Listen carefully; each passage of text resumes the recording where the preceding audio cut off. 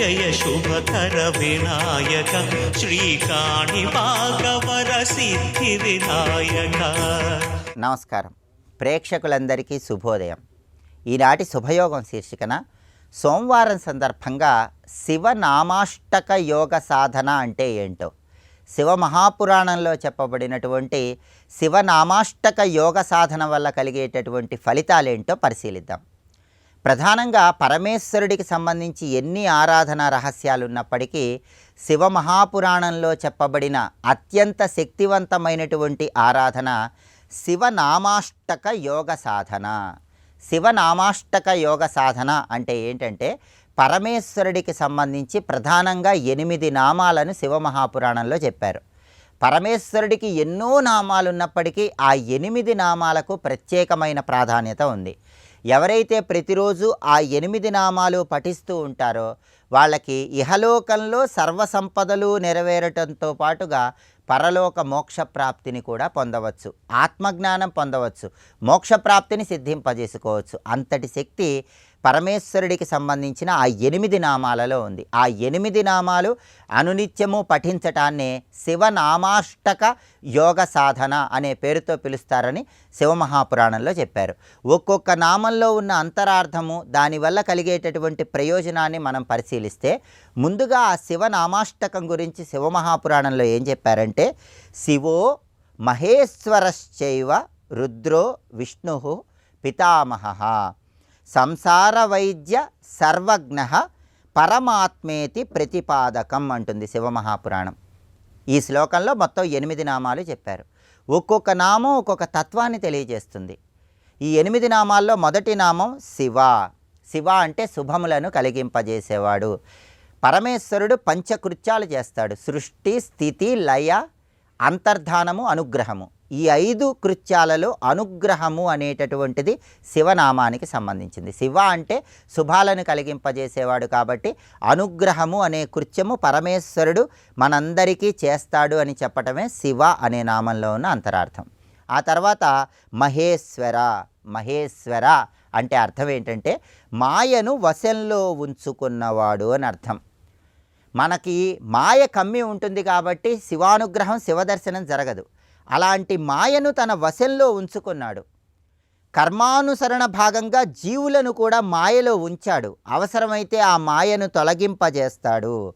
తిరోధానము, అంతర్ధానము మాయను చేస్తాడు కాబట్టి ఆయన్ని మహేశ్వరుడు అంటారు. అంటే తిరోధానం అంటే అంతర్ధానం అని అర్థం. పంచకృత్యాలలో పరమేశ్వరుడు తిరోధానం చేయగలడు, అంతర్ధానం చేయగలడు. దేన్ని అంతర్ధానం చేస్తాడంటే జీవుల కర్మ ఫలితాలను అనుసరించి మాయను అంతరార్థం చేస్తాడు, మాయను తొలగింపజేస్తాడు కాబట్టి ఆయన్ని మహేశ్వరుడు అన్నారు. ఆ తర్వాత 3వ నామం రుద్ర. రుద్ర అంటే ఏంటి? దుఃఖాలను పోగొట్టేటటువంటి పరమేశ్వరుడు, దుఃఖాలను నశింపజేసే, సంహరింపజేసే పరమేశ్వరుడు కాబట్టి ఆయన్ని రుద్రుడు అన్నారు. అంటే ఇది లయతత్వానికి సంకేతం. పంచకృత్యాలలో లయ, నాశనము అనేది ఈ రుద్రతత్వానికి సంకేతం. ఆ తర్వాత 4వ నామం విష్ణు. పరమేశ్వరుడికి ఉన్న 4వ నామం విష్ణు అంటే అర్థం ఏంటంటే, విష్ణు అంటే సర్వవ్యాపకత్వాన్ని తెలియజేస్తుంది, అంటే స్థితి తత్వాన్ని తెలియజేస్తుంది. పంచకృత్యాలలో స్థితి అనే తత్వాన్ని విష్ణునామం చెప్తుంది. ఆ తర్వాత 5వ నామం పితామహ. పితామహ అంటే పరమేశ్వరుడే బ్రహ్మరూపంలో సృష్టి చేశాడు, అంటే ఇది సృష్టి తత్వాన్ని తెలియజేస్తుంది.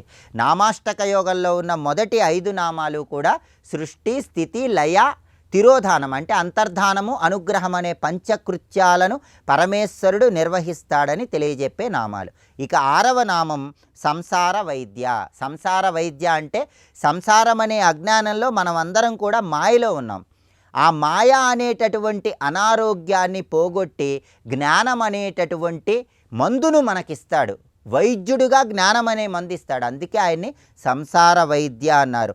భవరోగహర అన్నారు, వైద్యనాథుడు అన్నారు. వైద్యనాథుడు అంటే సంసారం అనే మాయలో ఉన్నప్పుడు ఆ మాయ అనే అనారోగ్యాన్ని పోగొట్టి జ్ఞానం అనేటటువంటి మందు మనకు కలిగింపజేస్తాడు. అందుకే వైద్యనాథుడు. అందుకే పరమేశ్వరుణ్ణి సంసార వైద్య అన్నారు. ఇది 6వ నామం. ఆ తర్వాత 7వ నామం సర్వజ్ఞ. సర్వజ్ఞ అంటే సర్వకాల సర్వావస్థలలో సర్వ వస్తువులలో ఇంద్రియాలకు అతీతంగా ఉన్నటువంటి సర్వజ్ఞాని కాబట్టి ఆయన్ని సర్వజ్ఞ అన్నారు.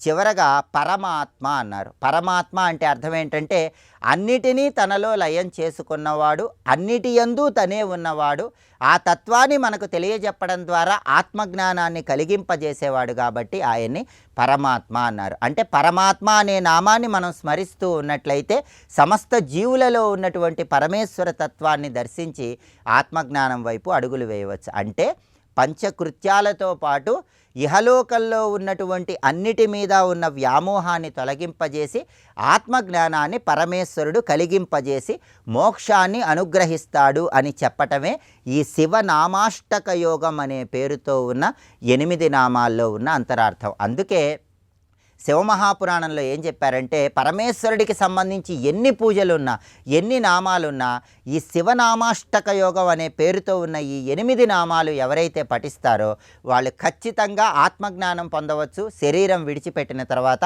మోక్షప్రాప్తిని పొందవచ్చని శివమహాపురాణంలో చెప్పారు. అలాగే రేపటి శుభయోగం శీర్షికన హోళీ పర్వదినం సందర్భంగా హోళీ పండుగ వెనుక ఉన్నటువంటి అంతరార్థం ఏంటో, నారద పురాణంలో చెప్పబడినటువంటి హోళీ పండుగకు సంబంధించినటువంటి పురాణ రహస్యం ఏంటో పరిశీలిద్దాం. నమస్కారం.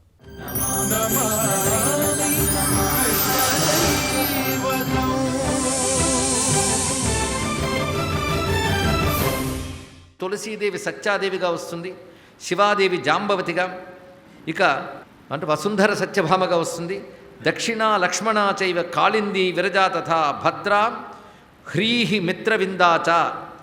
ఈ విధంగా ఒక్కొక్కరు ఏ ఏ శక్తులు వస్తున్నారో తెలియజేస్తూ రుక్మిణ్యాం కామదేవశ్చ ప్రద్యుమ్న ఇది విస్తృత.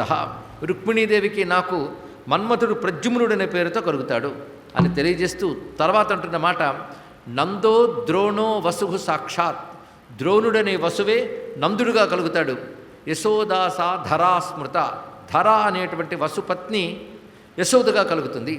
ఇక సుచంద్రుడు అనేటువంటి గొప్ప చక్రవర్తి వృషభానుడుగా కలుగుతాడు. తస్య భార్య కళావతి. ఆయన భార్యగా కళావతి అనే ఆమె పుడుతుంది. ఏ పేరుతో అంటే భూమౌ కీర్తిరితి ఖ్యాత. కీర్తి అనే పేరుతో అవతరిస్తుంది. తస్యాం రాధా భవిష్యతి. ఆమెకు రాధ కలుగుతున్నది అని చెప్పాడు. సదా రాసం కరిష్యామి గోపీభిర్వ్రజమండలే. ఇక్కడ ఒక రహస్యమైన వాక్యం ఉంది. ఈ గోపికలందరితో కలిసి వ్రజమండలమనందు సదా రాసం కరిష్యామి, ఎల్లవేళలా రాసం చేస్తానన్నాడు. అంటే బృందావనంలో ఆయన ఉన్నది కొంతకాలమే కదా, మరి సదా అని ఎందుకన్నాడంటే అదే రహస్యం. నేటికి బృందావనము సదా రాసలీలాధామమే, నిత్యలీలాధామముగా చెప్పబడుతున్నది. అది సూచనగా ఇక్కడ కనబడుతున్నది.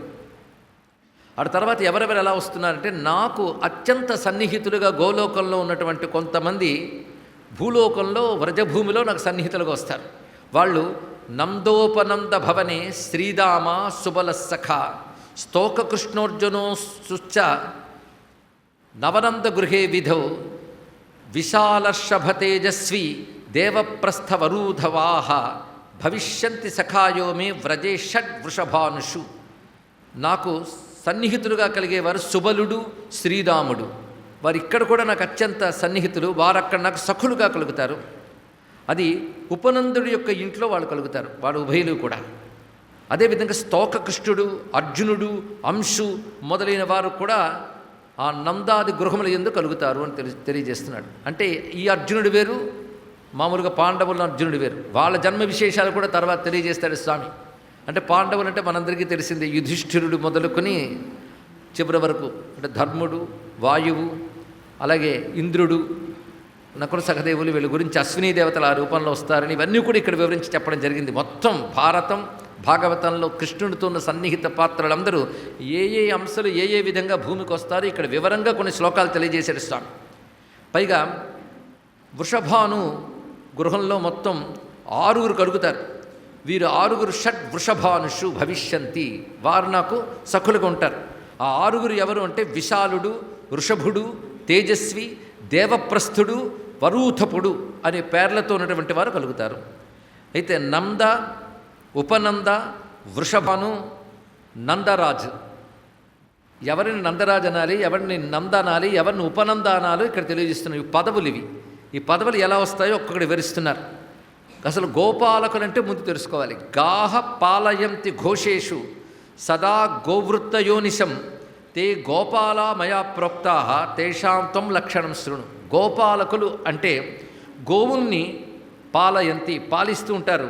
అదేవిధంగా గోవృత్తములు ఎన్ని వేళలా అంటే గోవుల యొక్క నడవడికను ఎల్లవేళలా గమనించుకుంటూ రక్షిస్తూ ఉంటారు వాళ్ళు గోపాలకులు.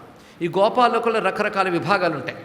నంద ప్రోక్త సగోపాలై 9 లక్ష గవాంపతి, 9 లక్షల గోవులకి పతి అయిన వాడిని నందుడు అనాలి. అలాగే ఉపనందశ్చ కథిత 5 లక్ష గవాంపతి, 5 లక్షల గోవులకు పతి అయిన వాడిని ఉపనందుడు అనాలి. ఇక వృషభాను ఎవరినాలంటే వృషభాను స ఉక్తోయో 10 లక్ష గవాంపతి, 10 లక్షల ఆవుల సమూహానికి పతి అయిన వాడిని వృషభానుడు అనాలి. గవాం కోటిర్గృహో యస్య నందరాజస్య ఏవహి, ఎవరికి 1,000,000 ఆవులు ఉంటాయో 1,000,000 ఆవులకు పతిగా ఉంటాడో వాడిని నందరాజు అనాలి. అంటే ఇందులో ఎవరు ఎక్కువ? నందరాజు. తర్వాత వాడు వృషభానుడు అవుతాడు. ఈ విధంగా చెప్తూ కోట్యర్థంచ గవాంయశ్చ వృషభానువరస్తు సహా, కోట్యర్థం కోటిలో సగంగానే ఉంటే వృషభానువరుడు అనాలి వాడిని. ఈ విధంగా ఉంటుంది. ఇలాగా నందరాజు వృషభానువరుడు అవడానికి గాను ఏతాదృశౌ వ్రజౌ ద్వౌతు సుచంద్రౌ ద్రోణయేవహి, నందరాజుగా ద్రోణుడు వస్తాడు, అలాగే వృషభానువరుడుగా సుచంద్రుడు వస్తాడు. సర్వలక్షణ లక్ష్యాఢ్యౌ గోపరాజౌ భవిష్యత, వాళ్ళు ఉభయులు కూడా గోపరాజులుగా ఉంటారు అని చెప్తూ గోపి యూధం వస్తుంది. మొత్తం గోపికలు ప్రధానం. ఆ గోపీ యూధము భూమియం అవతరిస్తుంది అంటూ ఇక్కడ గోపీ యూథ పరిచయము అని గొప్ప అధ్యాయం.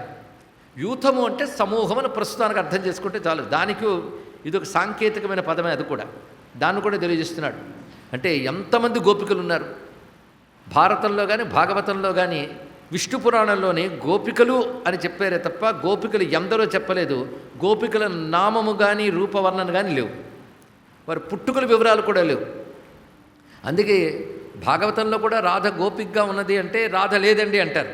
ఏ గోపిక పేరు చెప్పారని రాధ పేరు చెప్పలేదండి, దానికి ఎవరి పేరు చెప్పలేదు అక్కడ. అందులో ఒక విశేషం ఉంది. గోపిక అంటేనే భగవద్భక్తి యొక్క రూపం. ఎప్పుడైతే భగవద్భక్తిలోకి వెళ్ళిపోయారో వాళ్ళకి నామరూప అభిమానాలు ఉండవు గనక వాడి ప్రస్తావన చేయలేదు వ్యాసుడు. ఇదొక రహస్యం అండి ఇక్కడ.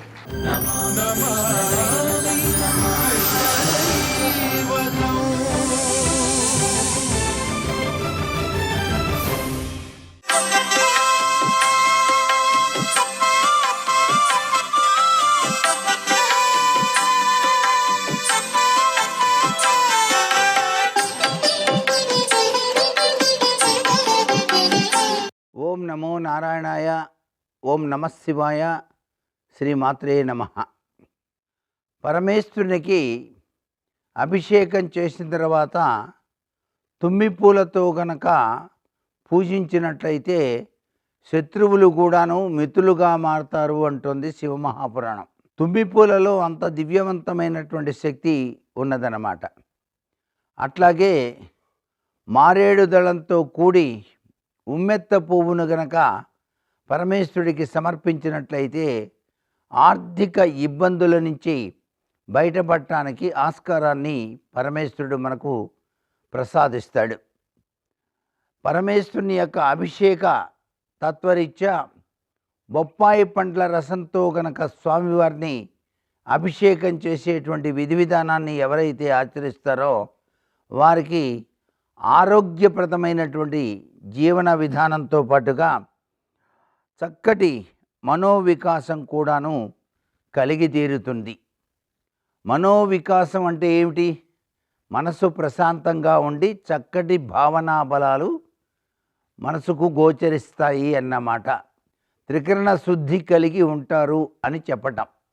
త్రికరణ శుద్ధి ఎప్పుడైతే కలుగుతుందో అప్పుడే దైవత్వం పైన అత్యంత కీలకవంతమైనటువంటి ప్రభావాలు వచ్చి తీరతాయి. ఏ వ్యక్తి అయితే త్రికరణ శుద్ధి లేకుండా ఎన్ని పూజలు చేసినప్పటికీ కూడాను ఫలితం శూన్యము అని చెప్పేసి శాస్త్రాలు అభివర్ణిస్తున్నాయి. కాబట్టి ఏ పూజలో అయినా సరే నిలకడలేని మనస్సును నిలకడ చేసుకొని పరమేశ్వరుని వైపు మనస్సును లగ్నం చేసి మనస్సు నిండా మహాదేవుని తలుచుకుంటూ అభిషేకార్చన నిర్వహించాలి. ఇలా నిర్వహించేటప్పుడు మనం ఆచరించేటువంటి సద్గుణ తత్వం పరమేశ్వరుడికి నచ్చి మన కర్మ విధ్వంసనం చేస్తాడు, అదృష్టాన్ని ప్రసాదిస్తాడు. సర్వే జనా సుఖినో భవంతు.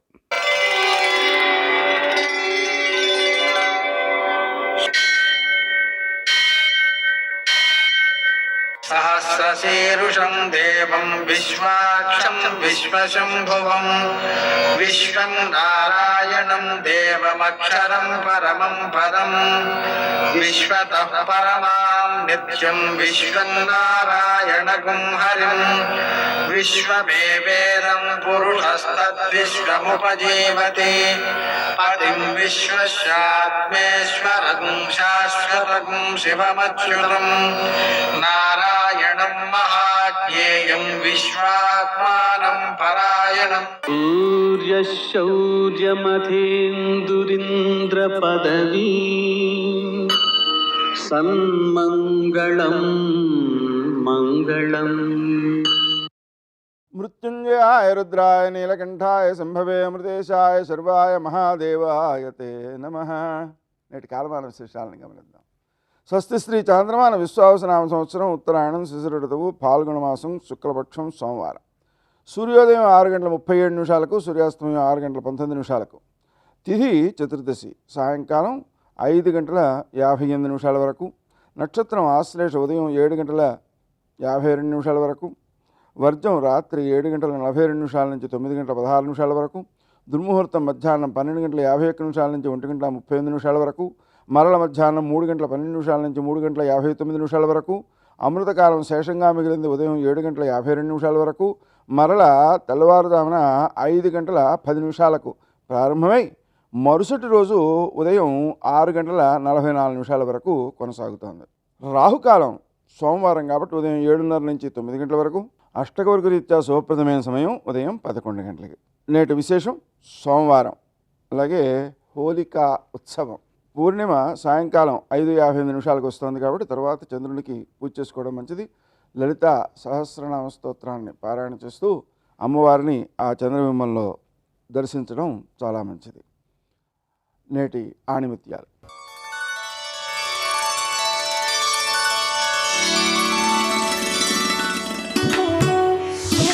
మాటలను కట్టిపెట్టాలి, మనసును తెరవాలి.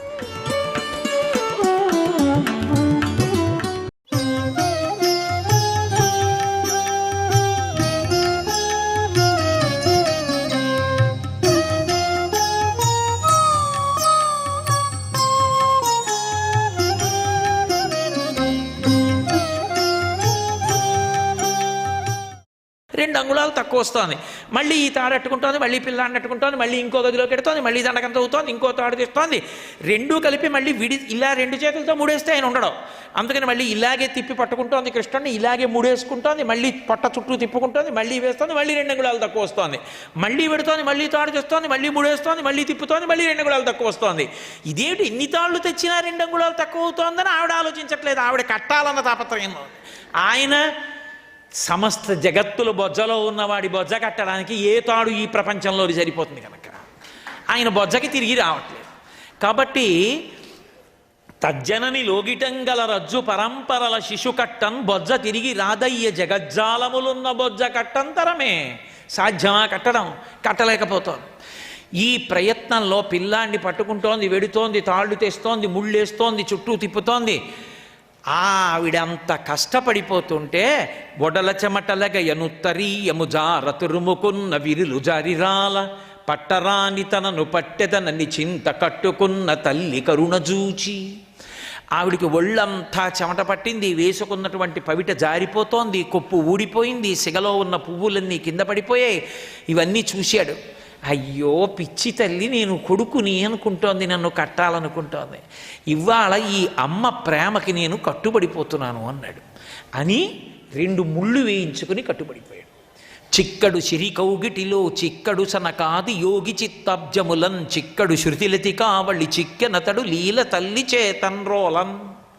ఆయన చిక్కడు శృతిలతి కావళి, ఆయన వేదమంత్రముల యొక్క సమూహములకు లొంగేటటువంటి వాడు కాడు. ఆయన చిక్కడు సిరి కౌగిటిలో లక్ష్మీదేవి కౌగిటికి చిక్కనటువంటి వాడు. ఆయన సనకాది యోగుల యొక్క చిత్త పద్మముల యందు దొరికేటటువంటి వాడు కాడు. అటువంటి వాడు గోపకాంత నా కొడుకు అన్న భావనతో కట్టెయ్యాలనుకున్నప్పుడు లొంగిపోయాడు. లొంగిపోయి కట్టబడ్డాడు.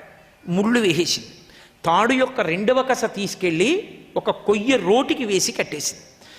ఒక ఏనుగు గున్న చిన్న గొన్నేనుగు పిల్ల ఆడుకుంటే ఎలా ఉంటుందో అలా నేల మీద పాకుతూ అమ్మ వంక చూసి భయంతో ఏడుస్తున్న వాళ్ళే ఉన్నాడు.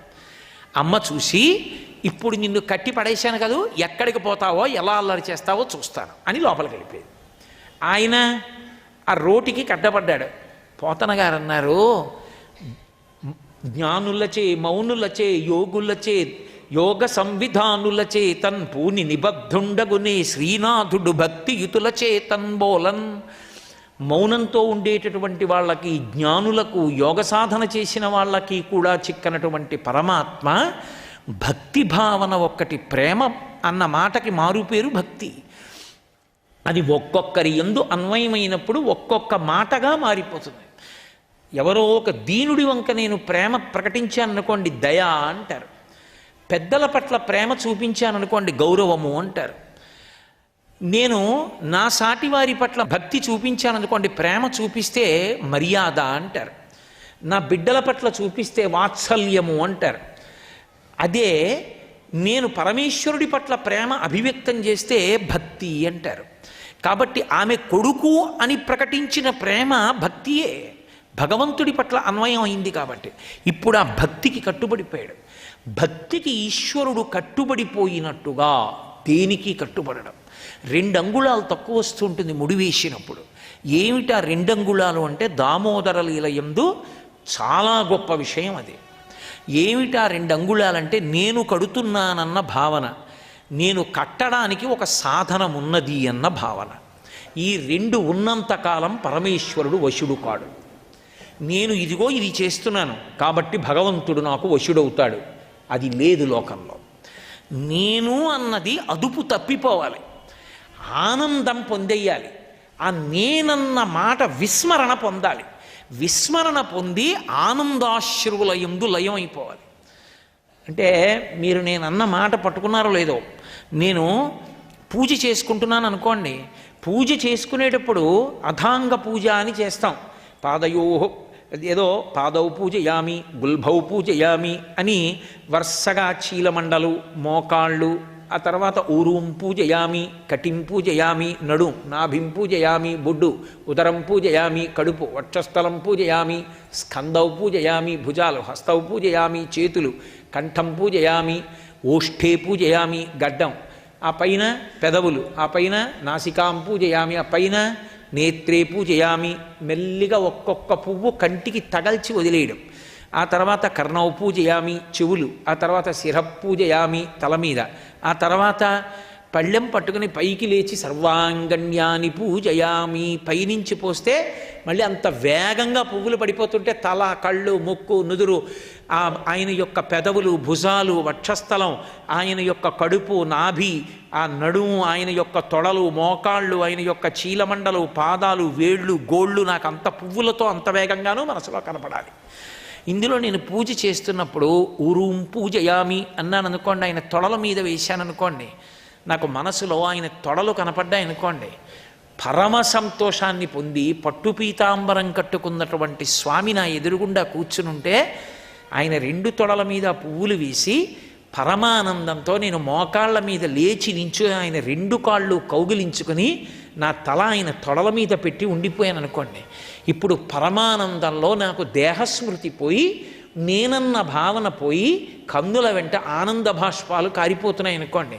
ఇప్పుడు నేనన్న భావన, కట్టడానికి ఒక ఉపకరణమన్న భావన 2 లుప్తమైపోయిన చోట ఈశ్వరుడు నాకు లొంగిపోయాడు తప్ప, నేను చేస్తున్నానన్న భావన నా యందు ఉన్నంతకాలం, ఒక నేను ఉపకరణాన్ని వాడుతున్నానన్నంతకాలం అసలు ఆయన యందు నేను లయమవను.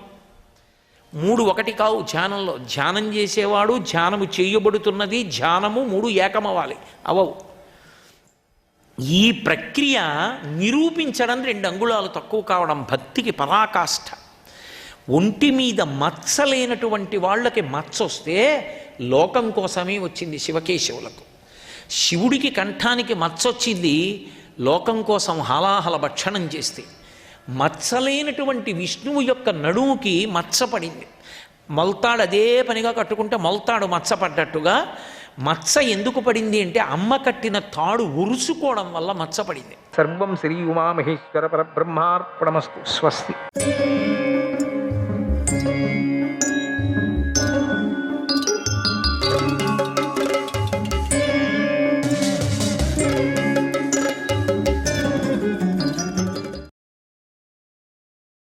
బ్రాహ్మణుడు, అమ్మా, మీ వంటి తపోధనలకు ఇతరుల కష్టాలను తొలగించాలనేటువంటి ఊహ ఉంటుంది, అది సహజమే కదా. కానీ నాకిప్పుడు కలిగినటువంటి ఈ దుఃఖాన్ని మానవుడెవడూ పోగొట్టలేడు. నాకు సహించలేని దుఃఖం కలిగింది. ఈ నగరానికి సమీపంలో ఒక రాక్షసుడు ఉన్నాడు. వాడు భయంకరుడు, నరభక్షకుడు. ఇక్కడికి 2 క్రోసుల దూరంలో యమునా నది ఉంది. ఆ నదీ తీరంలో గల ఒక గుహలో వాడెప్పుడు ఉంటాడు. వాడి పేరు బకుడు. మా రాజు అసమర్థుడు, శాతగానవుడు, దడ్డమ్మ. ఆ శాతగానవుడు కావటం వల్ల ఆ బకుడే ఈ దేశానికి, ఈ నగరానికి కూడా రాజు అయిపోయాడు. ఈ దద్దమ్మ చేసిన పనికి వాడు రాజు అయ్యాడు. రాక్షసుడు రాజు ఈ రాజ్యానికి. మా కర్మగాలి, మేమేం చేస్తాం? అసలు వాడు వస్తున్నాడంటే రాజు దాక్కుంటాడు, రాజే కనపడడు మాకు. ఆ దుర్మార్గుడు మనుష్య మాంసం తింటూ ఉంటాడు. దినానికి 1 మనిషిని తింటాడు. దాంతోనే వాడు శరీరాన్ని పోషించుకుంటూ ఉంటాడు. మనిషి మాంసం చాలా బాగుంటుందట, మ్యానీటర్ అది. ప్రతిరోజు వాడు ప్రజలను తింటూ జీవిస్తూ ఉండటంతో ఈ నగరం అనాథ అయిపోయింది. అందువల్ల ఈ నగరానికి రక్షకుడు కానీ ప్రభువు కానీ లేడు. ఈ ప్రమాదం నుంచి రక్షించేవాడే లేడు. అందుకే ఈ దేశంలో చూడండి, ఎవరికి కళ లేదు. కొంతమంది పోగొట్టుకున్నారు, ఒక్కొక్క ఇంట్లో ఒక్కొక్కరిని పోగొట్టుకున్నారు. కొంతమంది వరుసలాగా వస్తూ ఉంది. ఇక ఎవరి ఇంటికి ఏమొస్తుందో తెలియదు, ఎప్పుడేమవుతుందో తెలియదు. ఒక కళ కానీ, ఒక నగరంలో ఉండేటువంటి ఒక పండగ కానీ, ఒక పెళ్లి కానీ, ఏమైనా ఒక నామకరణ ఉత్సవం కానీ, ఏదైనా ఒక పుట్టు పండుగ ఉత్సవం అంటే ఏమన్నా ఉందా చూడండి. ఇక్కడ ఎట్లున్నారు వీళ్ళు, తిని పడుకుంటున్నారు, లేస్తున్నారు, అంతే. ఈ దేశాన్ని, ఈ నగరాన్ని ఆ రాక్షసుడే తన రాక్షస బలంతో రక్షిస్తూ ఉన్నాడు. ఆ కారణంగా మాకు శత్రువుల నుండి భయం లేదు. నిజం, అది భావన. ఏ శత్రువుల నుంచి భయం లేదు, ఎందుకంటే వాడు రక్షిస్తున్నాడు కాబట్టి. ప్రయోజనం ఏమిటి? వీడే మాకు శత్రువు. ఎవడో తింటాడంటే ఆడిని రక్షించి మమ్మల్ని అంతా వీడే తినేస్తున్నాడు. బయటికి పరిగెత్తిపోవటానికి కూడా మాకు లేదు. మరి మీరు ఎట్లా వచ్చారు? రమ్మంటే లోపలికి చేర్చుకుంటాడు, బయటికి పోవటానికి వీల్లేదు. మీరు వచ్చింది వాడికి తెలుసు. ఏ రోజు రుచి కట్టింటాడు. 5 మంది వచ్చారు, బాగున్నారు, ఎర్రగా పర్రగా, బాగా లక్షణంగా బెలిచారని ఎప్పుడో అనుకో ఉంటారు కూడా. కానీ మీరు తాపసులు, వాళ్ళు తాపసులు లెక్కలేదు, వాడికి కీపసులు లెక్కలేదు, ఎవరు లెక్కలేరు. ఇతర ప్రాణుల నుండి భయం లేదు మాకు. వేరే రాక్షసుల నుంచి భయం లేదు, శత్రువుల నుంచి భయం లేదు. అసలు భయం అంతా వీడిదే మాకు. అయితే మాకు వీడి వల్లే మాకు ప్రాణాపాయం ఏర్పడింది. మాకు ఈ మా వరస వచ్చింది. వేతనం తస్య విహితం శాలివాఘస్య భోజనం మహిషౌ పురుషశ్చైకః యస్తదాదాయ గచ్చతి. ఆ రాక్షసుడికి వేతనం ఇవ్వాలి. ఏమంటే మా కర్మ చూడండి. ఓ బండెడు అన్నం, 2 దున్నపోతులు, ఒక 2 బండెలు సాంబారు, 2 బండెలు కూరలు, ఇట్లా వాటిని మనం తీసుకొని వెళ్ళి మనిషి వాడికి ఆహారంగా నిర్ణయించబడ్డారు. తీసుకొని ఎవరు తీసుకువెళ్తారో ఆ దున్నపోతలే కట్టుకొని వెళ్ళాలి ఆ బండిని. ఆ దున్నపోతులను వాడే తినేస్తాడు. వచ్చిన 2 దున్నపోతులు, ఎన్ని బండ్లు దున్నపోతులు ఉన్నాయో అన్ని దున్నపోతులను తినటం. ఎవరు దీన్ని తీసుకొస్తారో వాడిని నంచుకొని తింటారు. ఉప్పుకాయలాగా తీసుకొని తింటారు, ఊరగాయలాగా. వాటిని తీసుకొని వెళ్ళేటువంటి మనిషి వాడి ఆహారంగా నిర్ణయించబడ్డారు. మధ్య మధ్యలో నంచుకుంటూ ఉంటాడు. ఇదే వాడి వేతనం, ఇదే వాడు తినే ఆహారం, ఇది నియమం. ఈ ఆహారం ప్రతిరోజు ఆ రాక్షసుడి వద్దకు వెళ్ళాలి, ప్రతిరోజు వెళ్ళాలి. 2 బండెడు అన్నము, ఒక మనిషి, 2 దున్నపోతలు, 2 గాడిదలు వెళ్ళాలి. గాడిదలు ఏం కర్మ చేసుకున్నాయో మొత్తానికి. ఈ నగరంలో ఇక్కడి ప్రతి గృహస్థుడు కూడా తన వంతు వచ్చినప్పుడు ఈ ఆహారాన్ని ఆ ఇంటి వాళ్ళే తయారు చేయాలి. అన్నం అంతా ఆ ఇంటి వాళ్ళే, అన్నీ అన్నము, సాంబారు, కూర, ఇంకా ఏదేదో మంచి పచ్చడి, ఇవన్నీ అన్నీ చేయాలి. 2 దున్నపోతులు, 2 గాడిదలు, ఒక మనిషి. అది ఒక్క రాత్రికి ఆహారం అంతే. పొద్దున అడవికి వెళ్ళి తినొస్తాడు. వాడి పొట్ట ఏమిటో తెలియదు. ప్రతి గృహస్థుడు కూడా తన వంతు వచ్చినప్పుడు ఈ ఆహారాన్ని ఆ రాక్షసుడికి పంపించాలి. అబ్బో, ఈ వంతు చాలా సంవత్సరాల తరువాత వచ్చినా కూడా దీనిని ఆచరించటం మానవులకు ఎంతో కష్టంగా ఉంటుంది. ఒక వంతు ఒక వరుసగా వస్తున్నది. దండిగున్న ఇండ్లు ఇక్కడ. మాకేదో 2-3 ఏళ్ళకు వచ్చింది ఈ వంతు. ఆ 2-3 ఏళ్ళు కూడా హాయిగా ఉండొచ్చు మేము, కానీ హాయిగా ఉండటానికి వీల్లేదు. ఏ రోజైనా ఒకరోజు మనం వెళ్ళాలి కదా. ఆ రోజు కోసం మేము కూడబెట్టుకోవాలి అదంతా. ఈ ఆహారాలంతా 2 ఏళ్ల నుంచి కూడబెట్టుకున్న ఆహారం ఇదంతా. యారు చూడక నిల్చున్నాయి 2 దున్నపోతలు, భయంకరమైన దున్నపోతలు. ఆ 2 దున్నపోతలు కూడా ఈరోజు పంపిస్తున్నాం.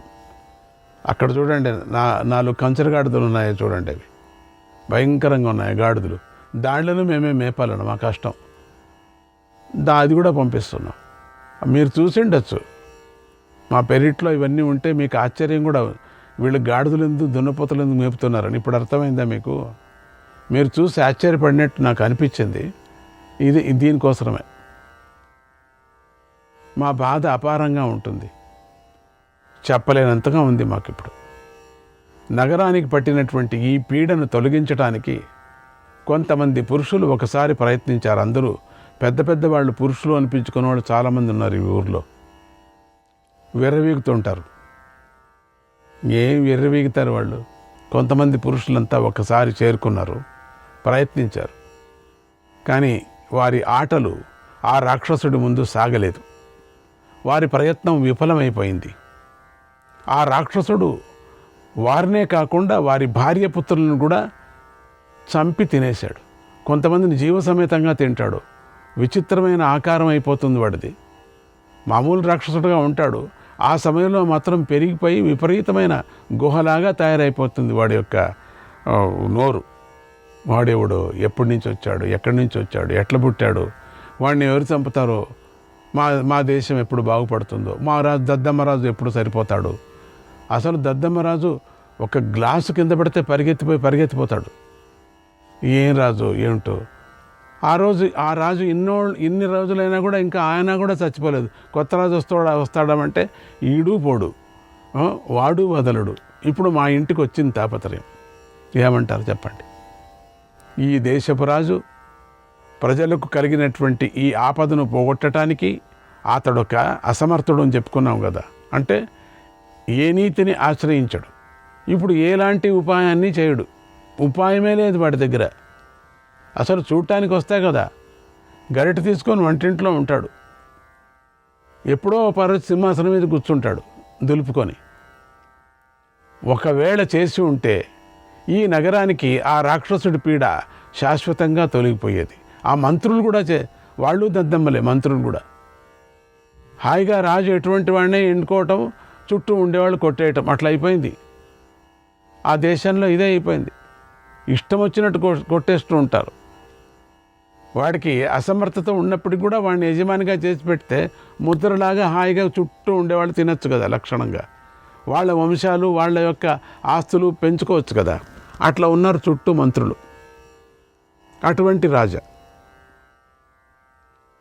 ఏం చేసేది మా కష్టం. అయినా ఇది మాకు జరగవలసిందేలే, మాకు జరగాలి. ఎందుకంటే ఇటువంటి రాష్ట్రంలో మేము ఉన్నాం కాబట్టి మేము ఈ కష్టాలు పడవలసిందేలే, మా కర్మ. మాకు అటువంటి రాజు దొరికాడు, రాజు చుట్టూ ఉండేటువంటి మంత్రులు దొరికారు. ఇటువంటి మంత్రులు మాకు వాళ్ళ స్వార్థం వాళ్ళు చూసుకునేటువంటి వాళ్ళు మంత్రులు. ప్రజల క్షేమం అనేది కోరరు వీళ్ళు. దద్దమ్మ రాజుతో హాయిగా ముద్రలు వేయించుకొని బిల్లులు పాస్ చేసుకొని వాళ్ళు పెరుగుతున్నారు, అంతేగాని ప్రజలకు ఏమీ చేయటం లేదు. చెడ్డరాజును ఆశ్రయించాం మేమంతా కూడా. మా కర్మ మేము ఎన్నుకున్నాం, మా కర్మ ఎన్నుకున్నాం అంతే. వీళ్ళంతా చుట్టూ ఉండేవాళ్ళు చేసి అన్ని ఎన్నుకునేటట్టు చేశారు. వీరుడు సూర్యుడు చక్రవర్తి అని వేసేసాం, అంతా ఎన్నుకున్నాం.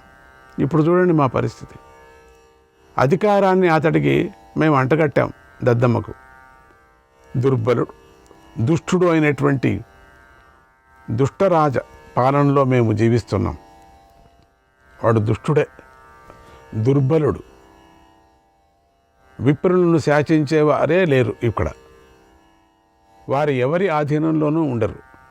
అలాగే పక్షులు స్వేచ్ఛగా తమకు నచ్చిన చోట ఎలా నివసిస్తాయో అలాగే విప్రులు కూడా రాజు గుణాలను బట్టి ఆ దేశంలో నివసిస్తూ ఉంటారు. నీతి శాస్త్రం చెప్పినట్లుగా ప్రజలందరూ నడుచుకోవాలి. రాజానం ప్రథమం విందేత్ తతో భార్యాం తతో ధనం త్రయస్య సంచయేనాస్య జ్ఞాతీన్ పుత్రాంశ్చ తారయేత్. ముందుగా మంచి రాజును పొందాలి, మంచి వాడిని సెలెక్ట్ చేసుకోవాలి మనం. తర్వాత మంచి భార్యను పొందాలి. తర్వాత మంచి ధనాన్ని సంపాదించాలి. ఈ 3 సంపాదించుకున్న తర్వాత బంధువులను పుత్రులను ఉద్ధరించే ప్రయత్నం చేయాలి. ఇది నీతి చెప్తున్నది. ఈ నీతి మర్చిపోకూడదు మనం. నేను ఈ 3 సాధించాను, కానీ నా మూర్ఖత్వం కారణంగా ఇవి తారుమారుగా సాధించాను. ఆ కారణంగానే మేము ఆపద పాలయ్యాం. అందరము దుఃఖాన్ని అనుభవిస్తున్నాం. అసలు మేము సెలెక్ట్ చేసుకుందే తప్పు. ఈ రాష్ట్రం ఎక్కడికైనా వెళ్ళింటే బాగుండు. నియమ ప్రకారంగా ఆ రాక్షసుడికి ఆహారం పంపవలసి వంతు మాకు వచ్చింది. ఈరోజు వంశాన్ని నాశనం చేసుకునే కష్టం మాకు ఇప్పుడు కలిగింది. నేనిప్పుడు అక్కడుంది చూడండి, బండలో ఉందే ఆ ఆహారంతో పాటుగా ఒక మనిషిని ఆ రాక్షసుడికి వద్దకు పంపించాలి. ఈ సంకటం నుంచి తప్పించుకోవటానికి ఎక్కడి నుంచి అయినా ఒక మనిషిని కొని తేవటానికి కూడా ఉండిందంతా దీనికి తగలబెట్టాను. ఈ దున్నపోతులకి, ఈ గాడిదలకి, ఈ అన్నానికి, ఈ సాంబారుకి, ఆ కూరకు అదో రాశిలాగా ఉందండి చూడండి కూర. 2 ఏళ్ళు సంపాదన అంతా దీనికి పెట్టా. ఏదో ఒక్క రోజులో అంతా అయిపోయింది. ఇక నేను మనిషి కొని తీసుకొచ్చేయచ్చు. ఎవరైనా డబ్బులు తీస్తే మనిషిని ఇస్తారు, కానీ అది కూడా లేదు నా దగ్గర. కొని తేవటానికి కూడా నా దగ్గర ధనం లేదు. నేను ధనహీనుడు అయిపోయినాను. దీంతో పాటు ఇప్పుడు పచ్చి ఎట్లయిపోయినా దరిద్రుడైపోయానా. పోని ధనం ఇచ్చినా కూడా ఇలాంటి నియమానికి ఎవరు ఒప్పుకుంటారు చెప్పండి. పోని అకస్మాత్తు నేను కష్టపడి నా భార్య నగలంతా ఇచ్చి నేనేదో చేసుకోవచ్చు అనుకోండి. నా పాత్రలు పరగలు ఏమేమి ఉన్నాయో అవన్నీ కూడా అమ్మేసి మొత్తం ఒక మనిషిని తీసుకురావచ్చు అనుకుందాం అనుకోండి. ఎవడొప్పుతారండి దీనికి? ఆ దున్నపోతుల సమేత నేను మంచుకొని తింటాడు రాక్షసుడు అంటే ఎవడొస్తాడండి? నగలు కాదే, అయ్యో ఏమి ఇచ్చినా రారండి. ఈ ప్రపంచంలో ఎవరున్నారండి? ఆ రాక్షసుడికి ఆహారంగా ఒకడిని నా మిత్రుల్లో నుంచి పంపలేను. పోని నా మిత్రులు చాలా మంచివాళ్ళు, వాళ్ళని వెళ్ళి నేను అడగలేను. వెళతారని ఎవరైనా అడుగుతారా మిత్రుల్ని? నువ్వు వెళ్ళయా, ఆ బకాసుడు నోటికి నువ్వు వెళతావా ఈరోజు నంచుకుంటాడంట నిన్ను అంటే, ఏ మిత్రుడే నువ్వు తెలిపలేలే అంటాడు. నీ మిత్రత్వం వద్దు, ఈ రోజు నుంచి కా అంటాడు. అక్కర్లేదు పో అంటాడు. ఈరోజు నుంచి టూటు అంటాడు. పోని బంధువుల్లో నుంచి పంపలేను. బంధువులు నాకు ఈ వరస వస్తుందని తెలిసి 3 ఏళ్ల నుంచి ఎవరు రావటం లే మా ఇంటికి. ఎందుకు ఈ వరుస ఎప్పుడైతే వస్తే ఏమన్నా అడుగుతాడని చెప్పేసి బంధువులు 3 ఏళ్ల నుంచి ఒక్కరు కూడా ఇటు రాలేదు. మా అత్త కానీ మా మామ కానీ ఎవ్వరూ రాలేరు. ఏం చేసేది? ఆప్తులు అని కానీ లేరు నాకు. నేను అసలు ఉండటానికి, నేను పంపించడానికి ఉంటే కదా, వాళ్ళు లేరు. ఇలా నేను పెద్ద సంకటాల్లో పడిపోయా. పోనీ ఇంకా 2 దున్నపోతలు ఎక్కువ పంపిస్తానంటే లేదు, నరమాంసమే కావాలా వాడికి. ఇదంతా ఆహారం అంట, నరమాంసం నంచుకోవాలట. ఏంటో తెలియదు. మేము సతమతమైపోతున్నాం, క్షోభను అనుభవిస్తున్నాం. ఆ రాక్షసుడి బారి నుండి బయటపడే ఉపాయమే నాకు కనిపించటం లేదు. ఇలా గొప్ప దుఃఖం మునిగిపోయిన నాకు బయటపడే దారే కనిపించటం లేదు తల్లి. పోనీ ఈ పనిని మరొకరు చెయ్యలేరు కదా, ఎప్పటికైనా ఎవరినైనా అడగచ్చా? వీధి వెళ్ళేవాడిని అడుగుతావా? సాధ్యమవుతుందా? అన్నం పెడతాను, వీధి వెళ్ళేవాడికి అన్నం పెడతాను, నీకు ఒక 10 రూపాయలు ఇస్తాను, ఈరోజు అక్కడికి వెళ్ళొస్తావంటే వాడినే తినేస్తే ఆ 10 రూపాయలు వాడికి ఎందుకు పని లేక? ప్రాణం కదా ముఖ్యం. ఎవరైనా ఒప్పుకుంటారా చెప్పు తల్లి? ఎందుకంటే ఇది తేలికైనటువంటి పని కాదమ్మా. కనుక ఓ తపస్వి, ఈ విషయంలో నేనొకటి చేయాలనుకుంటున్నాను. అదేమిటంటే, నా వారితో కలిసి నేను ఈరోజే ఆ రాక్షసుడి వద్దకు వెళతాను. అందరితో కలిసి వెళ్ళాలనుకున్నాం. ఎందుకంటే వీళ్ళు దీన్ని వదిలితే ఇది ఉండలేదు, ఇది ఉంటే దాన్ని ఉండలేదు, ఇది ఉంటే ఇది ఉండలేదు, నే పోతే ఇది ఉండలేదు, అది పోతే నే ఉండలేదు, నే పోతే ఈ పిల్లలు ఉండేది. ఏమిటిది అసహ్యం? ఒకరికొకరికి ఏమిటి? హాయిగా మీరు ఉండండి, వచ్చారు 5 రోజులు 10 రోజులు, ఈ ఇల్లంతా ఖాళీ అవుతుంది. కాసేపటికి లక్షణంగా మేము అందరూ మూట కట్టుకొని అందరూ కూడా లక్షణంగా ఊడ్చుకొని వెళ్ళిపోతాం. లక్షణంగా హాయిగా పెద్ద ఇల్లు, మీ ఇష్టం వచ్చినట్టు ఉండొచ్చు మీరు.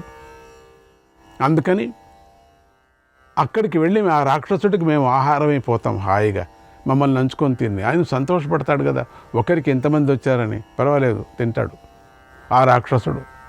మమ్మల్ని అందరినీ ఒకేసారి తినేస్తాడు. తినేవాడేవాడు. ఒకరు అనే నియమం ఉంది మాకు, వాడికి నియమం లేదు కదా, రాక్షసుడు కదా, తినేస్తాడు అన్నాడు ఆ బ్రాహ్మణుడు. శ్రీకృష్ణాయ పరమాత్మనే నమః. చాలా బాధపడుతున్నాడు. కుంతి బ్రాహ్మణుడితో, ఓ బ్రాహ్మణ, నీ బాధ నాకు అర్థమైందయ్యా.